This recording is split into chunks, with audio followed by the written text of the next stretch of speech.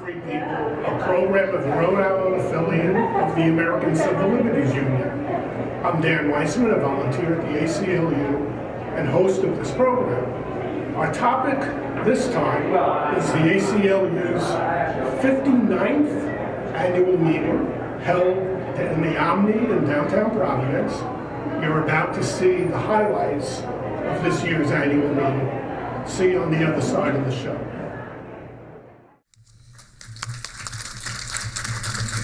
Thanks very much, Steve. Very much appreciate the opportunity to be here tonight and talk a little bit about the case that we're involved in. My name is Steve PRIGNANO. I'm with the firm of McIntyre Tate in Providence and have the distinct honor and privilege of representing Sojourner House in a suit that we brought in federal court against the city of Woonsocket. And I'm pleased to be joined in that effort by attorney Matt Oliverio, who couldn't be here tonight. But is very, very actively involved. And also I just wanted to recognize Lynette Labinger, who you all know, for her extraordinary help and assistance with this case. This is a case that we think represents a textbook abuse of government power. And as you'll see in a moment, it's not an abuse that's directed against an individual. It's actually directed against a social services agency that seeks to protect vulnerable victims of domestic violence. Sojourner House, as you may know, is a nonprofit social services agency that provides shelter to victims of domestic violence within the city of Woonsocket and, in fact, throughout the state of Rhode Island. The city of Woonsocket, as you may also know, has some of the highest rates of domestic violence in this state. Sojourner House, in fact, is the only agency in that city that offers emergency refuge to those victims. And it operates an emergency shelter in the city, and it also has a longer-term shelter at an apartment building located within the city. Now, like most social services agencies, Sojourner House is dependent on charitable giving, and also on federal and state grants that it applies for and that it receives every year.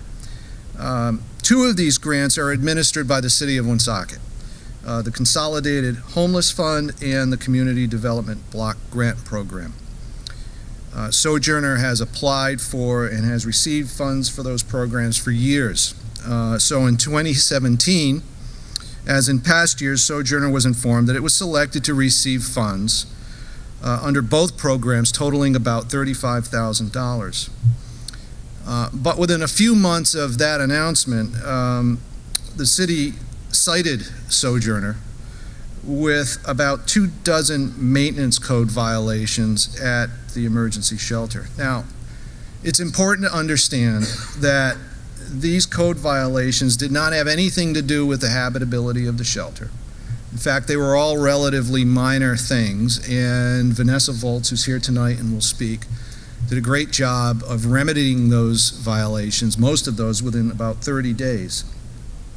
And then about a month later, in November of 2017, the city sent a second notice, but this time for only 5 violations because the other 24 or so had already been remedied. Vanessa quickly remedied those as well. But even though those minor code violations were corrected, the city notified Sojourner that it would, quote, withhold, suspend, and de-obligate the $35,000 in grants that were already awarded for that year. Well, this action came as a complete shock, as you can imagine, to Vanessa, and she quickly reached out to the city and provided documentation essentially refuting all of the city's contentions. In fact, in April of that year, in April of 2018, the city confirmed in an email that Sojourner had completed all the repairs at the emergency shelter. So Vanessa again asked the city to restore the funds. But she was not getting a response. She was being stonewalled. And because the city was non-responsive, Vanessa then also reached out to other government agencies and officials to get help with restoring those funds, including the city of solicitor for the city of Woonsocket. Well, as a result of her pleas for help, Vanessa did eventually get a response from the city. But it was not a decision to reinstate the grant money. Instead, on April 24th of 2018, Vanessa received a letter from the city. And because of the tone and content of this letter, because it is so extraordinary, really, I would like to read a portion of it to you. This is from the Deputy Director of the Housing and Community Development for the City of Woonsocket. Quote, "Throughout this whole process, Sojourner House has taken the position that the city's grant is an entitlement program at their disposal. The constant circumventing of the process, starting with going to the State Office of Housing and Community Development and then to a local housing nonprofit, and finally to the city solicitor's office, in an attempt to pry federal funds from the city of Woonsocket, has provided evidence that Sojourner House is more interested in receiving funds for their own benefit than provide services to their residents here in Woonsocket." The letter continues. Quote, "This deobligation of grant funds will take effect immediately, along with an indefinite suspension in participating in the City of Woonsocket's grant program until further notice. This decision is final." Now, end quote. It should be kept in mind that this letter came almost 2 weeks after the city had acknowledged in writing, in an email, that the code violations had already been corrected. Well, in response to this letter, Vanessa was able eventually to get a meeting with the city, and she pled her case. And in fact, she actually received a commitment from the city to reinstate the funds. And this meeting occurred on May 9th, 2018. 2 days later, May 11th, 2018, the city decided it would inspect Sojourner's apartment building, which, by the way, has absolutely nothing to do with the grant funds that Sojourner had already been tagged to receive. And in connection with that inspection, it issued a public nuisance violation because of, I believe it was a mattress that was located on the property that hadn't been removed. This came to Vanessa's attention. She immediately corrected that issue and received an email confirmation from the city that, in fact, the violation was corrected. Nevertheless, the city rescinded its commitment to reinstate the grants. It reinstated its permanent suspension of Sojourner from future grants with the city, and it indicated that its decision was final and, quote, not appealable. So, in August of this year, on behalf of Sojourner, we filed a civil rights complaint in the federal court against the city of Woonsocket. The suit alleges claims for violations of the First Amendment due to the city's explicit retaliation for Sojourners seeking help from other government agencies to reinstate their funds. The suit also alleges violations of due process and equal protection. The city's action cutting off funds, process, Sojourner property rights, and especially their constitutional right to seek assistance from the government. And we're very proud to be vindicating Sojourner's rights in that suit. And so at this point, I'd like to introduce Vanessa, who can give you a little bit more of the background on this.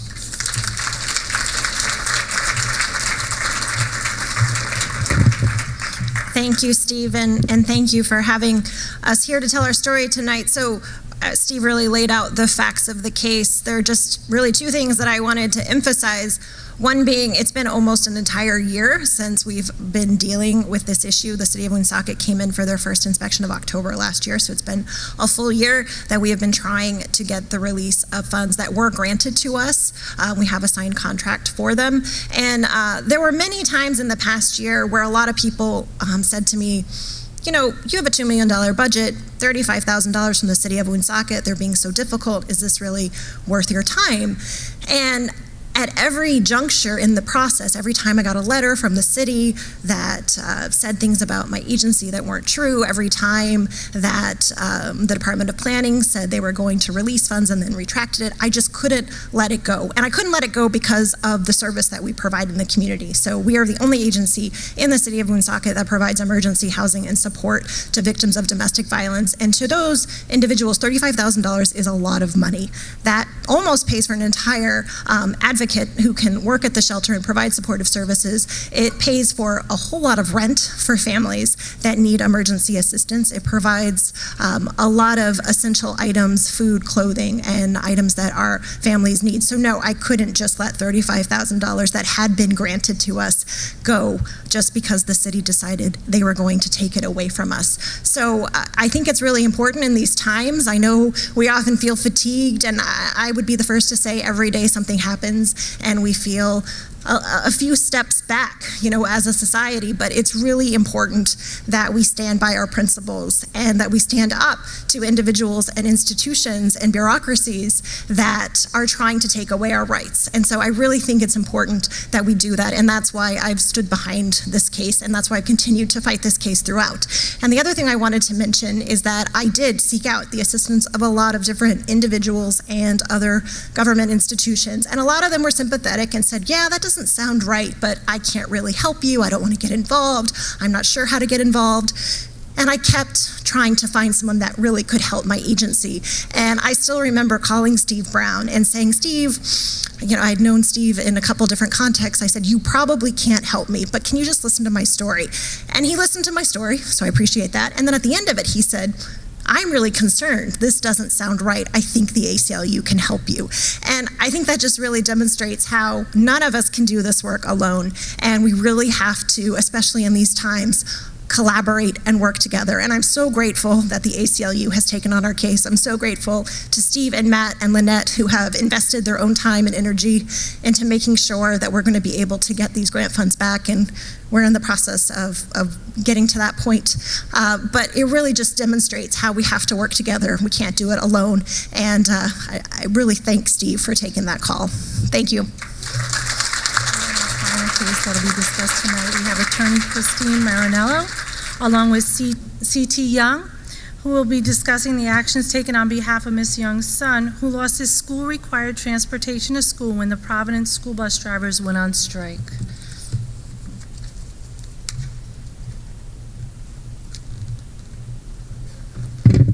Thank you. So I think a recurring theme that we're hearing tonight is that the ACLU is there when people have exhausted other means of redress. They've tried to do things on their own and they don't know where else to turn. And it's really heartening to hear that when they call the ACLU, they're getting some help. And I've been honored to be part of that for CT and her son, Jeremy. Our case is not as nefarious as the one as Vanessa's and the others. Ours is more of a complaint against complacency. So you might be familiar with the Providence bus strike. Providence School Department had contracted with First Student, and the First Student bus drivers went on strike. They had a union dispute. And so the victims of that were the children of the school district. In particular, those children who have IEPs, individual education plans, that call for transportation as a related service, which means basically they need assistance to get to and from school. And that can vary about what that means. For Jeremy, CT's son, Jeremy's 12, he's in a wheelchair. His IEP called for a accessible vehicle with a lift and a nurse to accompany him from door to door, to and from school. He suffers from seizures, and the nurse is required to keep him safe, keep him healthy. If there's a problem, she's there. So when this strike happened, we later learned about 700 students who require special transportation as part of their IEP services. And Providence knew the strike was coming, didn't come up with any kind of backup plan, and instead sent out a letter to parents saying, we're sorry, we know we owe you. We know that we're supposed to do this, but we're not going to do it. And because we can't, we don't know what to do. So after it's over, come see us and we will reimburse you. Okay, for some families that might work, but for the large majority of those who really have specialized transportation needs, that's not going to work. And in fairness to Providence, I don't think they thought it was going to last 3 weeks, which is how long the strike ultimately lasted. So I think they were just kind of hoping this is going to be over. So when I say a complaint against complacency, that's what I mean. So Jeremy couldn't get to school. His mom doesn't own a vehicle. Even if she did, she would need a one that's accessible for a wheelchair. She also has a toddler that she needs to bring along with her. So it was very difficult. So she contacted the school department, asked for help, and it was just the same refrain, which is, they treated everybody the same. If we can't help everybody, we can't help anybody.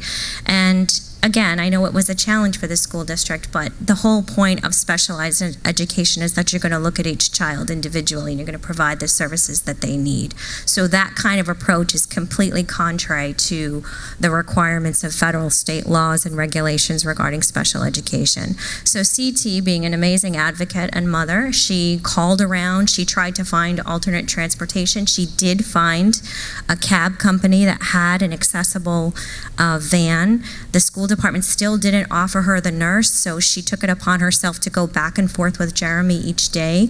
But the problem was this was a really costly venture, so she had to go 2 round trips. So she had to go with him to school with her toddler, come back home, and then in the afternoon the same thing. In addition, there was another student who required that same vehicle because there aren't very many of them in the state. So it was being shared by another student. So on occasion, Jeremy was actually, and he was going to school, but he was going to school late. So he was missing time, even though he had this alternative transportation. And the big issue was it cost a lot. It was over $200 a week for this. And that wasn't just something that was within the budget for Jeremy's family. Luckily for them, there was a Good Samaritan who heard about this because CT had just exhausted everything, and she went to the media and she put her plight out there and said, this is what we're dealing with, and someone had heard that. And this Good Samaritan came and had a family member that had used a wheelchair and understood how difficult it was to transport under those circumstances.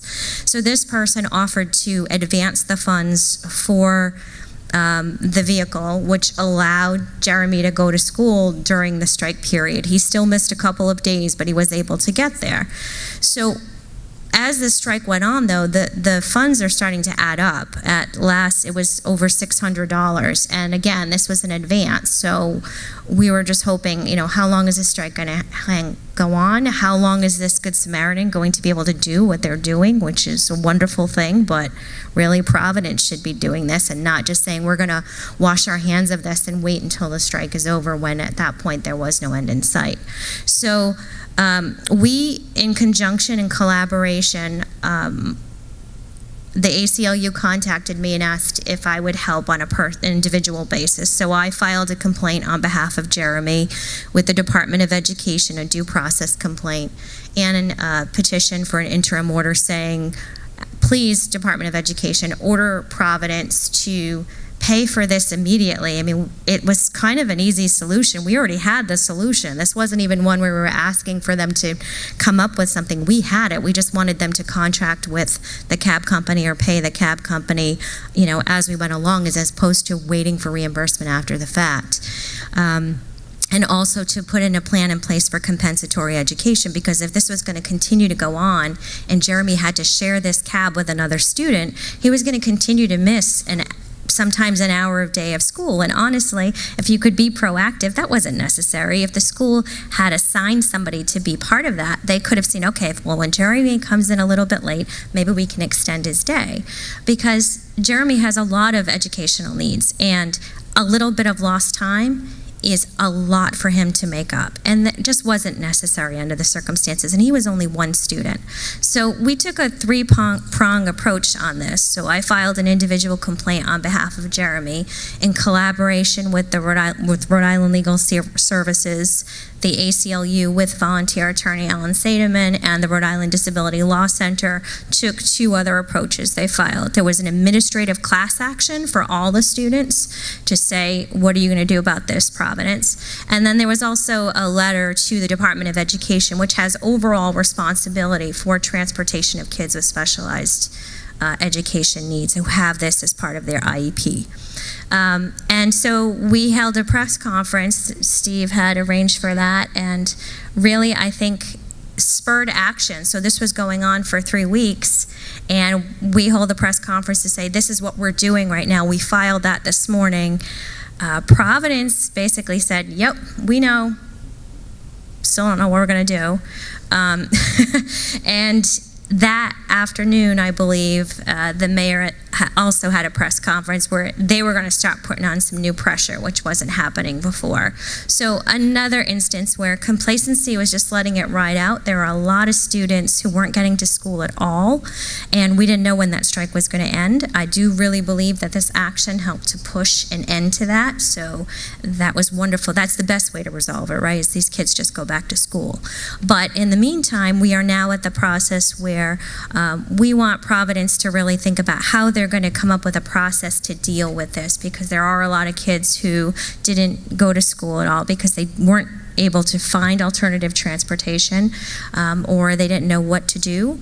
And we have a lot of parents who lost time from work, who are at risk of losing their jobs because they took so much time out to transport the kids back and forth. And initially, per the news, Providence had offered First students some reimbursement as part of their contract for the savings from the strike, and apparently First student had said no thank you. So we're at the point now where we're saying, well, Providence, it's really not okay for you to benefit from all the work that was foisted onto these parents of the kids with special education needs. So you need to reimburse the kids for their lost education time, and you also need to reimburse the parents not just for their out-of-pocket costs, but that we are asking for time.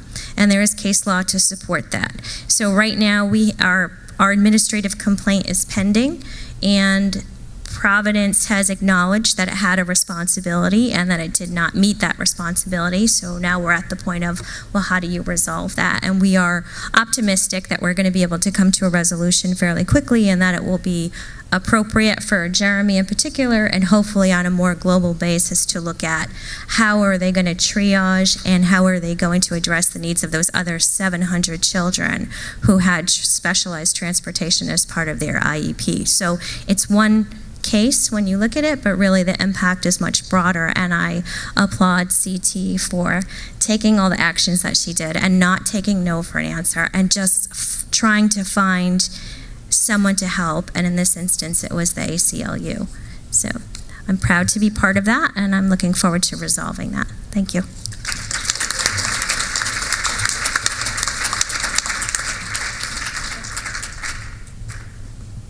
And this is CT. This is Jeremy's mom and my client, so she can tell you a little bit more about what she went through.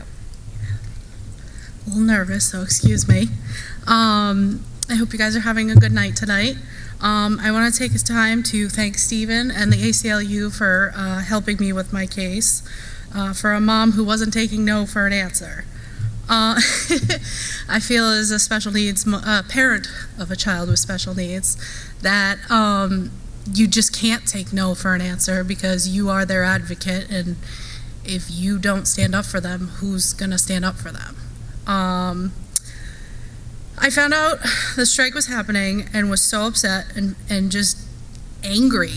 How am I going to get my son to school? How much time is he going to miss?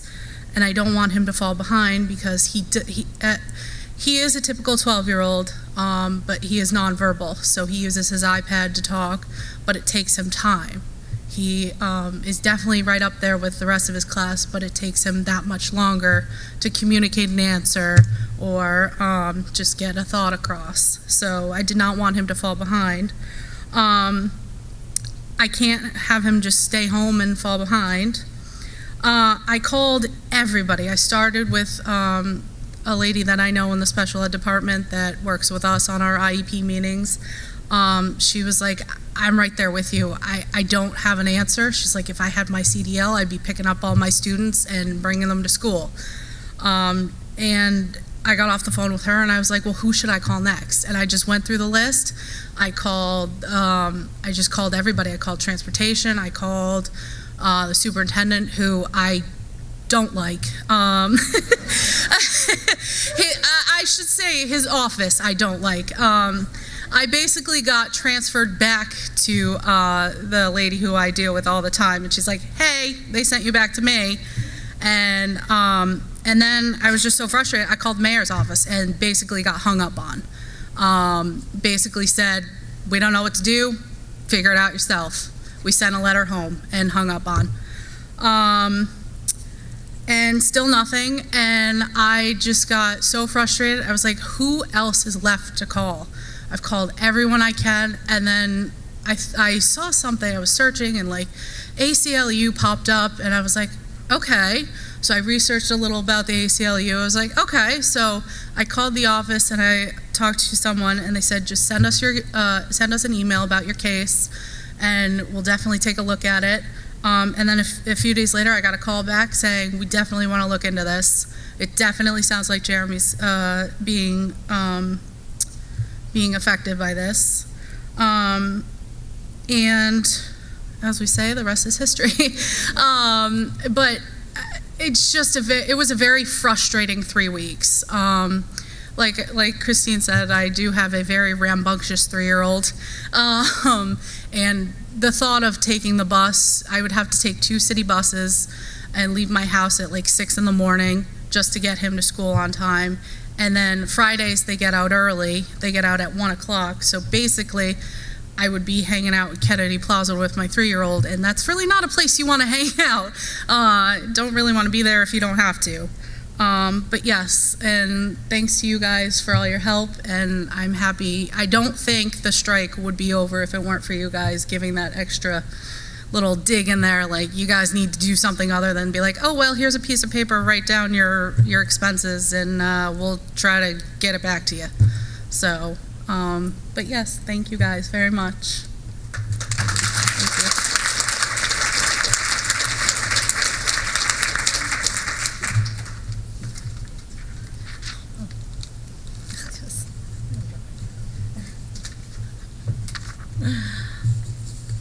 I want to thank Stephen, Vanessa, CT, and Christine for sharing the cases. Thank you very much. At this part of the program, we're going to have a Q&A. So if anybody had any questions, hopefully you guys are open for that. It was a privilege to be part of the honoring of Planned Parenthood, which I think was particularly apt given the climate we live in these days. If any of the topics that were discussed at the annual meeting or of concern to you, give the ACLU a call. Our contact information is on your screen. Thanks for tuning in. See you next time. You may want to do that.